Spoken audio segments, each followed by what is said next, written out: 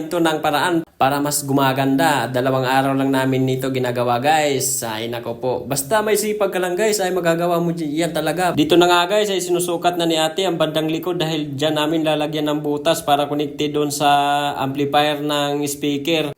Sa totoo lang guys, nahihirapan kami sa paggawa nito dahil hindi kami marunong sa paggamit ng mitrusan. Kaya ang ginagawa lang namin ay matutupong lang, sa Bisaya pa, matutupong lang para masakto yun ang sukod sa paghimo daning dividera. Ayan na nga guys, yung yung resulta, nagagawa na namin. Napakagandang tingnan guys, hindi kami makapaniwala yung nagawa namin ganito pala, napakaganda pala nito. Happy tingin mo humana mong ibanday, stand sa TV. Yan ang divider. Pinturan lang ko ang impas na At dito na nga guys, nilipat na namin sa likod dahil amin yung pipinturahan na para naman mas maganda na tingnan.